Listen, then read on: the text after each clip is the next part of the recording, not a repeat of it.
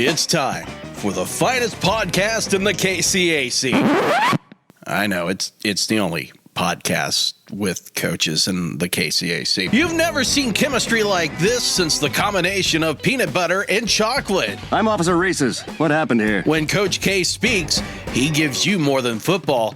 He gives you life lessons. Dear Coach K, I find myself being mediocre a lot of the time. 500. What tips would you have to give to me to excel and get over the proverbial hump? You start with the basics, and you find what you're good at, and then try to push that into your strengths. So minimize your inadequacies. It's time for the Kent Kessinger Podcast Spectacular. Speaking of another chapter, it is another chapter of the Kent Kessinger Podcast Spectacular. It is a early edition. Usually we take a long break through the winter, and then right around St. Patrick's Day, we decide to come out, see our shadow, and decide it's time to do a podcast. And we decided to do this early just because it's 2020, and 2020 has been a dumpster fire. So why not pour some gasoline on it? And that's why I'm talking with head coach, Dr. Kent Kessinger, here on his own podcast. Coach, hi, how are you? Doing good. How are you doing, Bob? I'm all right. I'm fantastic. It's December. It's cold. It snowed a little. I could use a little bit more, but it's okay. Yeah, no, this is your weather, definitely. That's right. That's why the Grizzly Adams prepubescent beard is going. And, because we all know that he had a little bit of a beard when he was probably 8, and that's where I'm at right now. That's good. So that's right. Man, it couldn't get any more weirder to end the season. Of course, the game in Salina, that one got away, and we talked a lot about that after the post game on that one.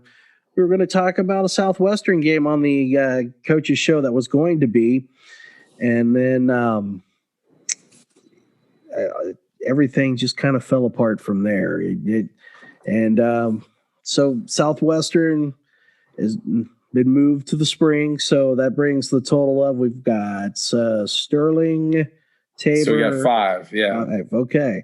Are most of these going to be at home since you were on the road for pretty much all but 2 games?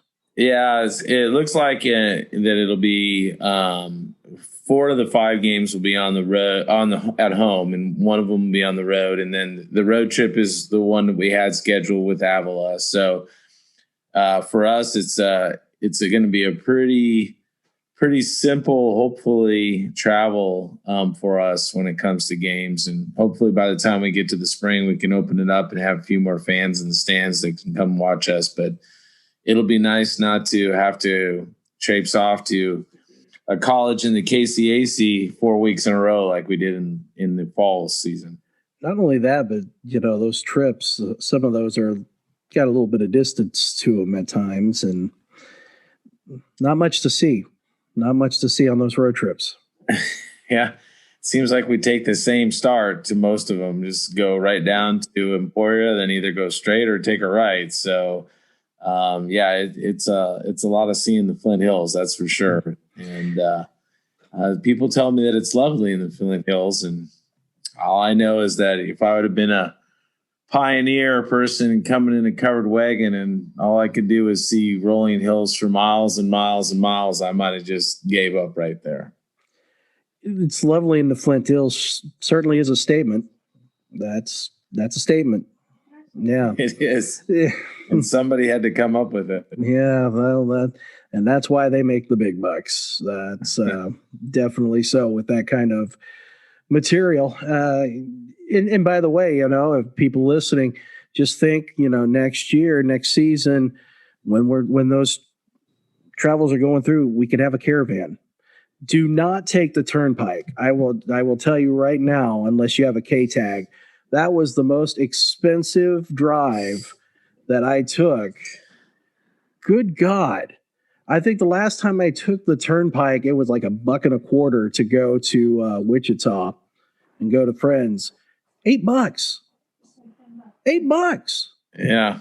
No, it's gone up substantially. That is in the last couple of years. And yeah, we usually have to make that trip several times when it comes to not only the games, but also recruiting. Wichita's been a really good place for us to get recruits out of. And it's a couple tolls going there and back for sure.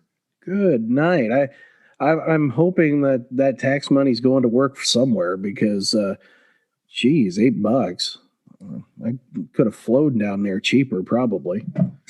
I don't know, maybe if that, but yeah, we definitely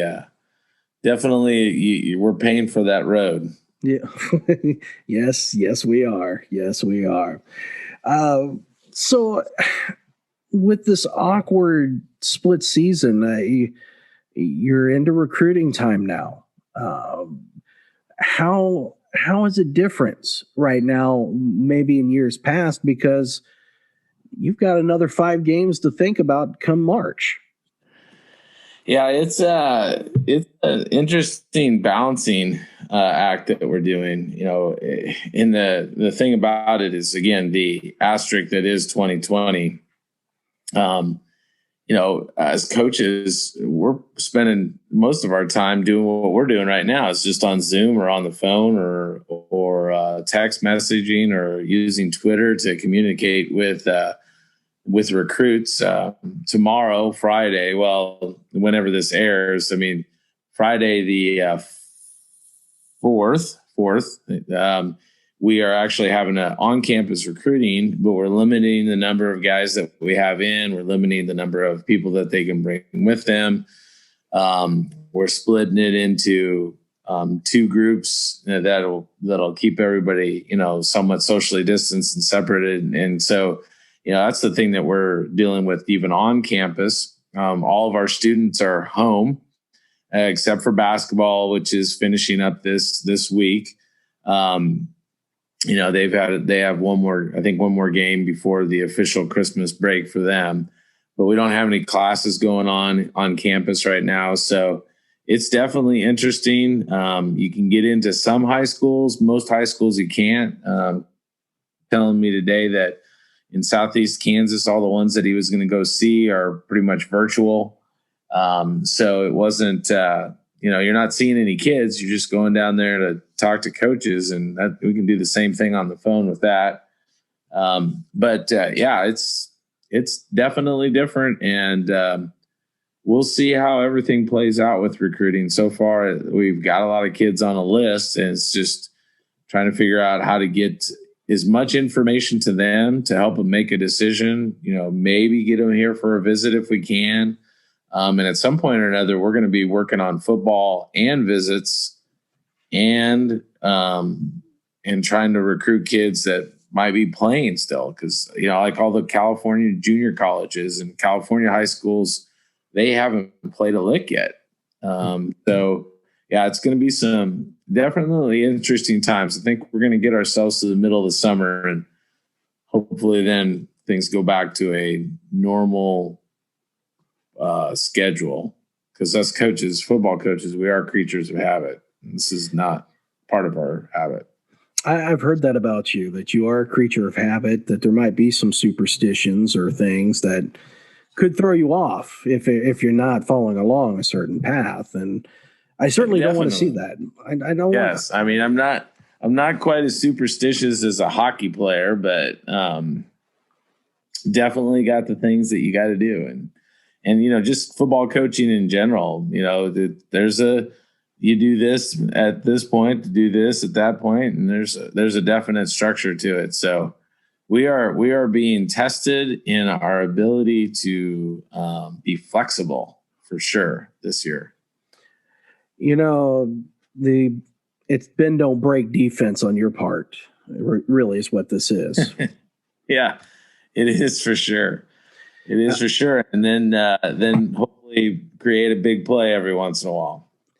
So for the budget Hawks, they're probably pretty excited that there's not a lot of traveling going on then, I would imagine. But with the recruiting that you are doing, are these players eligible for the spring season? There are some interesting things with that. Yeah, a couple of questions that we continue to get answered.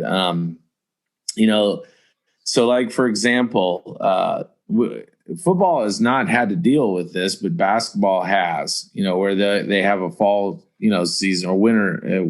Winter is basically fall and then spring to combine to get your basketball season in.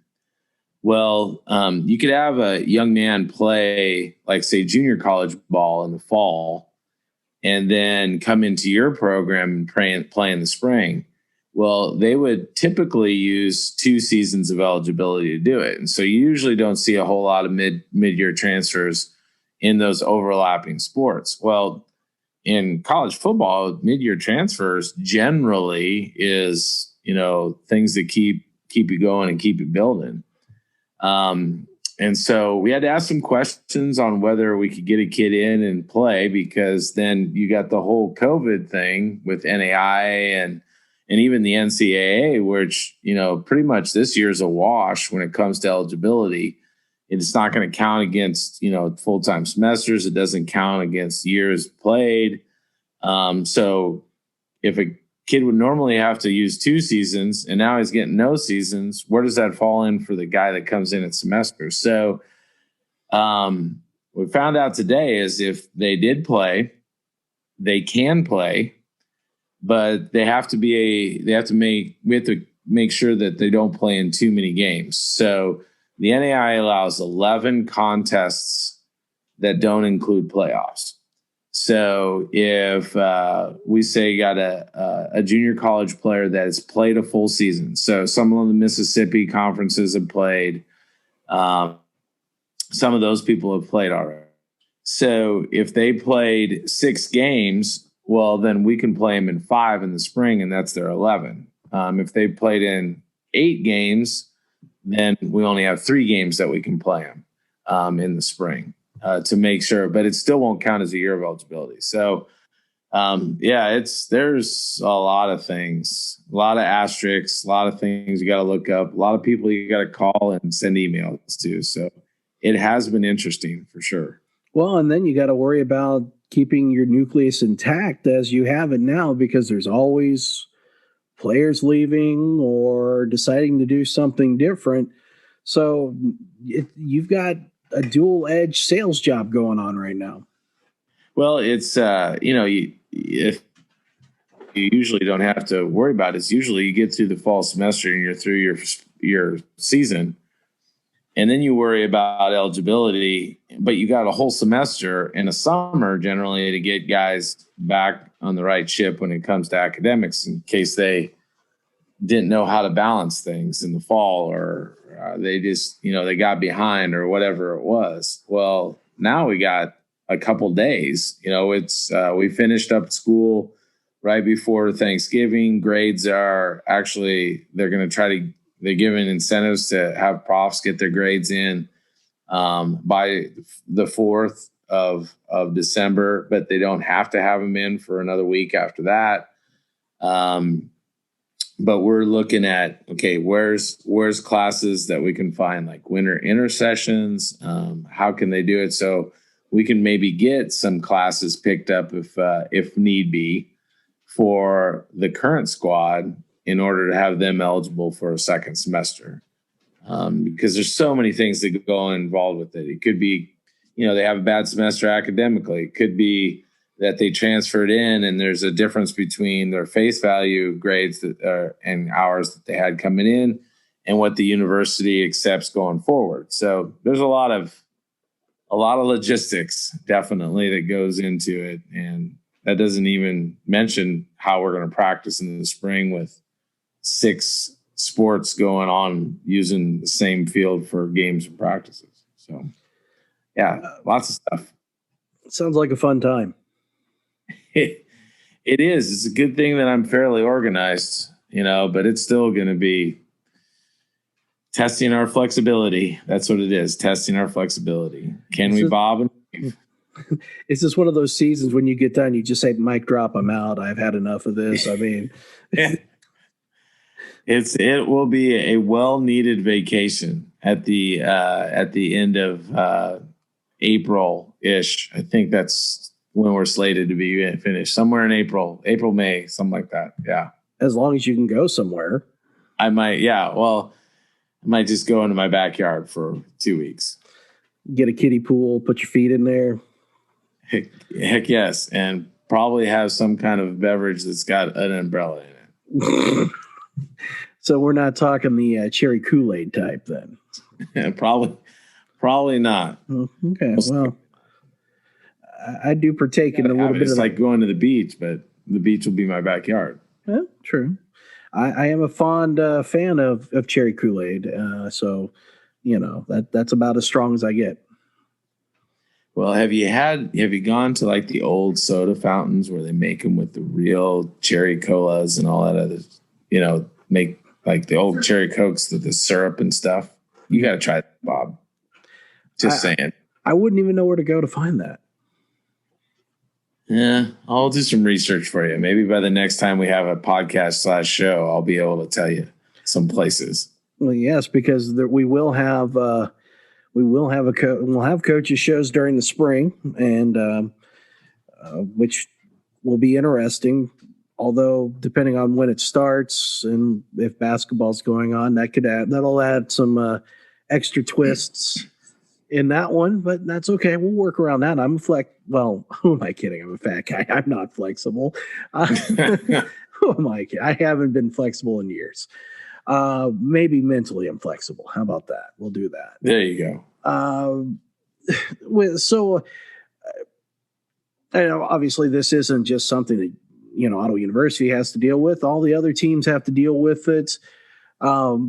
So is there a contingency plan in place if we reach the spring and this continues to be an issue with COVID? Do those games, do they just finally start canceling games? Yeah, there's only 6 weeks. That's it. I mean, there's no starting before it right now, and there's no going after it. And the way it's set right now but not only KCAC, but the NAI. So we have 5 games in those 6 weeks. So really we got one shot of doing a switcheroo. I mean, I suppose we could, if there's a couple teams that end up having to cancel, given enough time, we might be able to put a team in and pull a team out, just kind of switch. Maybe instead of Tabor coming to our place, Avila, we go up to Avila and then we play Tabor the next week, something like that. Maybe reshuffle it. That could maybe be reshuffled, but really we only got we have 5 games to play in 6 weeks. And if it's anything in the fall, it took us, we got 6 games in 11 weeks. So hopefully it's better. But yeah, that's going to be an issue. And then I think that they go at canceling. You have to play, I believe it's 6 games in your conference in order to be, to get an automatic bid for the playoffs. And then we'll see how it goes with conference championship. Right now, I think maybe Bethel has played the most games. Followed by Avila, maybe. I'd have to look, but I know that we've got in 6 and St. Mary got in like 2 or 3. So it's all over the board. And so with that, with like St. Mary only getting 2 or 3, and that really in only 6 weeks, they're not really going to be able to do a full season then, are they? No, they're not. It's just relative on what full season ends up meaning. Yeah,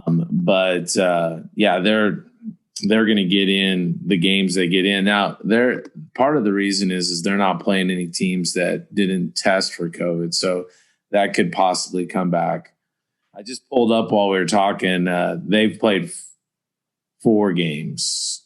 They got 4 in. Yeah, Bethel's got the least number is 4. St. Mary and Sterling got 4. And the most is Bethel that got 8. And that's so do they just go with if things end up where it's not an even amount of games played in conference, are they just going to go with, hey, the ones who played the more games, they're ending up higher up on the standings, or is there a plan in place with that? How to figure that out? Yeah, I don't know. I mean, if you look at it, let's see, Bethel's played 8 games. So that means 9, 10, 11. They have 3 games left. Let's say, because Avila and Southwestern are in second place right now, if you're looking at the overall record. And Avila, I don't think Avila has played Bethel. No, they did play Bethel. So it's Avila. Avila's played Bethel and lost to them. Southwestern's played Bethel and lost to them. So really, if Bethel doesn't play another game and those other 3 teams get, 3 and 4 games in, and it equals an 8-0 versus an 8-1, that's 9 games. You got to look at the head-to-head. I mean, it's going to be something. I think that what they had talked about one time before, when we had to shorten everything, was that they were going to use 8 games to determine the conference champion. And so if you had 8 KCAC games, regardless if you played everybody, then we would go basically by record out of those 8 games. So it would just depend, so let's say Avila only plays 2 more games, and Southwestern plays 3 more games, and Bethel doesn't play any more games, then that would be the 8 games. If Bethel didn't play any more games and everybody else got the rest of their games in, then which 8 games do you choose? Do you just choose the ones that Bethel played in that they've already played, or do you have a certain number? So I don't know where we're at with that. So again, I would say your guess is as good as mine on that when it comes to that. I think that everybody's hoping that everybody gets their 11 games in and we can just go off of that. I heard a rumor that Ottawa University was going to play in the New Era Pinstripe Bowl. Is this true?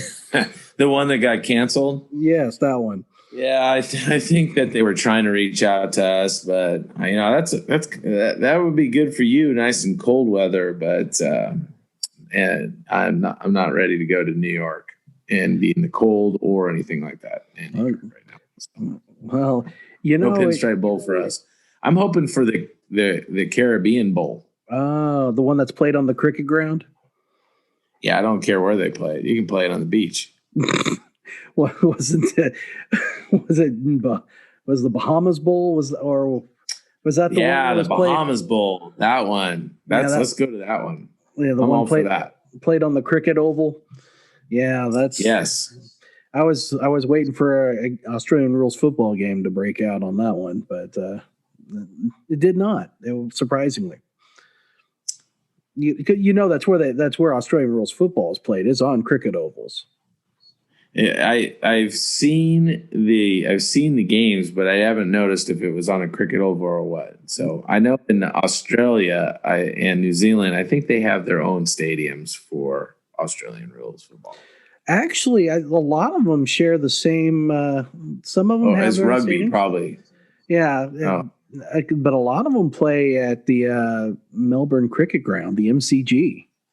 Oh, maybe. Mm-hmm. I do fancy me some Australian rules. Yes, and rugby is pretty good. Is that also the next sport to be at Ottawa University? I wouldn't doubt it. I'm kind of hoping for bass fishing. Get Coach Carrier out there to teach, coach some bass fishing. Yeah, I could see that. That'd be good. I don't know if we could put any boats on any of the coaches.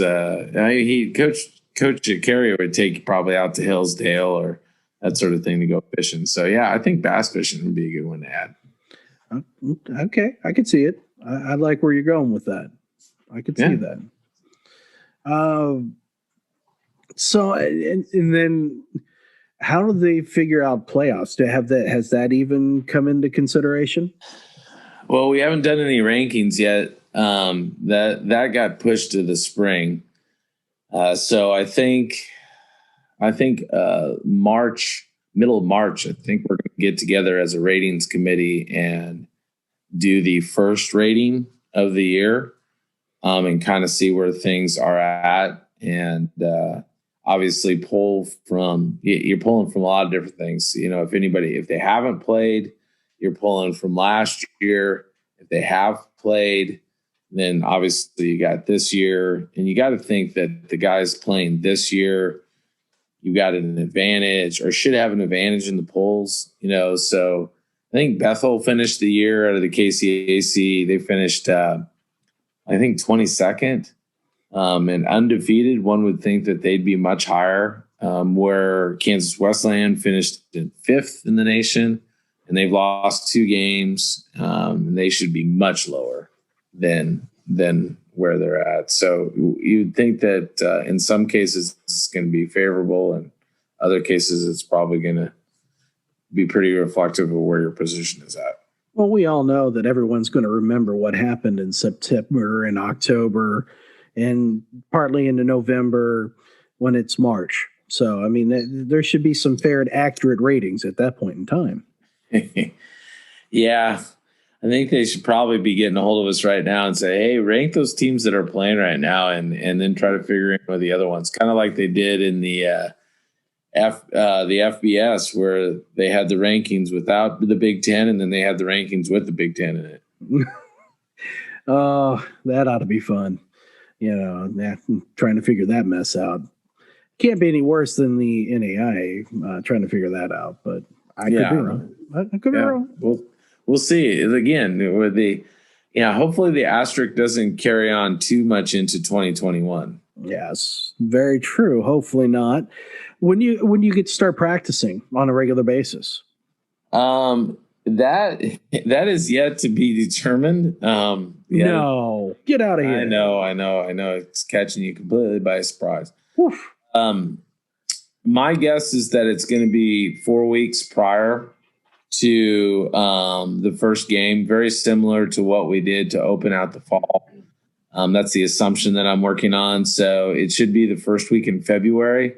We would play March 6th. So if you go 4 weeks back from that, it's almost February 6th around there that we would be getting out to the practice field. So we'd have 3 weeks of preseason and then game week.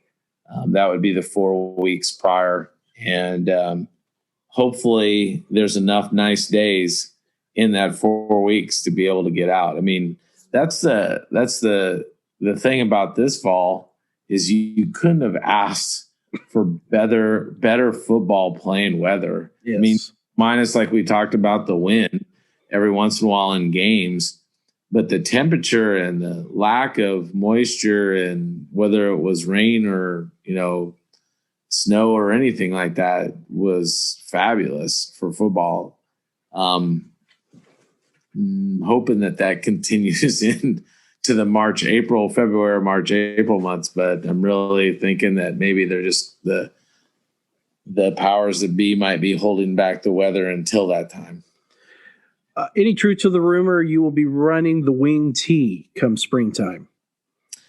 We're trying to open up all of our offensive possibilities. We can run wing tee. I'm thinking triple option, maybe a little bit, as opposed to Bethel's flex bone going straight Oklahoma, and the wishbone, maybe going to maybe power football like Nebraska did. With all the great quarterbacks that they had back in the day. So so you're talking triple option. You're talking old Nebraska football, not the awful Nebraska football that's now. No. When the good Dr. Tom was there. Yeah. Dr. Tom Osborne. running G power option type stuff. Yeah, I think that'll be a nice little mix up for the KCAC. Watch Ottawa University come out in the I and start running G power option. Well, I mean, considering that the commissioner's office doesn't even remember that Ottawa's in the conference sometimes, but I mean, that's neither here nor there. So maybe it would get them back on the map. They would realize that. Maybe it would be different. Yeah. So we'll go ahead and we'll kind of wrap this up. It's definitely a lot of interesting time between now and when you get to practice and play. And if there's one thing that you want, Braves Nation, the faithful that will listen to this podcast, maybe because they have nothing else to do or better things to do with their time, but we love you anyway, and that's why we're glad you listen. What would you say to them? Well, I think that we mitigated COVID as best we could in the fall. I mean, we ended up with a 4-2 record in the fall, and we're a little shorthanded, particularly at the last game that we actually got to play with Kansas Westland, rolling in with 6 offensive linemen and just a couple running backs, one who was sick, not feeling the best at the time, but we managed through it. And, I think our kids hopefully have a very positive feeling coming into the spring. We'll get an actual time to lift and condition the guys coming in, so that 5 weeks prior to we practice, we'll have that January, part of February time to get a good lift in and get some conditioning in. Then we'll have hopefully a fall, camp that we didn't have in the spring. We'll have that for us. So, I think that we have a pretty, favorable schedule, as long as we can get these kids to get their academics done. And I think we're okay on that right now. And we're actually looks like we'll hopefully add around 6 to 8 guys here in the spring, which is pretty amazing for nobody playing that can transfer like junior college players. So I just tell the Brave Nation that we had a pretty good go of it in the fall with all things considered, and we're really looking forward to going on a nice little run here in the spring and put ourselves back into the mix of things again. And the great news is, if fans are allowed in, you've got several spring games you can choose from this year instead of just the one. So that's good news. Yeah, that's right. We just don't have the one against ourselves. We hopefully will have 5. And a long trip all the way up to Avila, all 45 minutes of it for travel. So I know that several people are very happy about that. So that we're excited that we can stay in our own beds and play games. And really if you're a young football player and new to our program, this year is excellent for you because you get to play games. And it doesn't count as a year of eligibility. It's like the greatest redshirt year ever. It is long, but you should develop pretty well. So I think that's a positive thing. And plus, it sounds like right now at least half of our seniors are leaning heavily and returning in 2021 to play for us. So awesome. That should really help us out, going forward as well. Yeah, good experience and leadership. Looking forward to going to the Duck Blind in Avila at the co-softball, co-football, co-baseball fields. I get a feeling that if COVID is still an issue, this one may be one I'm calling back from the radio station. But I could be wrong. And you did a tremendous job with that, Bob. I only heard good things about it. Oh, you actually heard things about that? I never did. Really? I did. People actually did listen, and they do think I do a good job. Wow. In the immortal, well, it was one of them was my mother-in-law, and the other one was my parents. So, the family, the extended family, Bob, thinks you did a good job on that call. And really, that's the only people that matter. Well, if your father thought I did a great job, that's all. I'm walking away on that one now. Well, he really did enjoy the time that we called him up and did the interview on the radio. So he got a kick out of that. I hold all that in high regard. And I mean, I do have my little shrine that I've built. You know, that would definitely be a helmet sticker episode for you. Fantastic.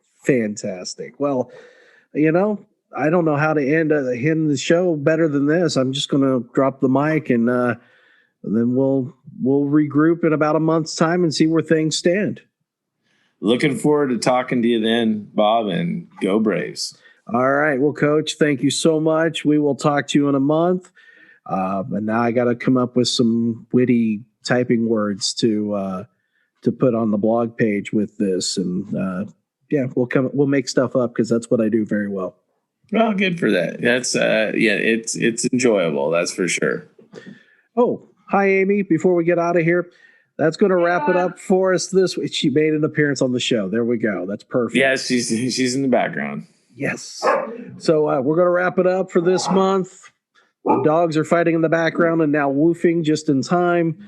Amy said hello. There's a child making weird faces behind me. So we'll talk to you in the month of January with another Kent Kessinger Podcast Spectacular.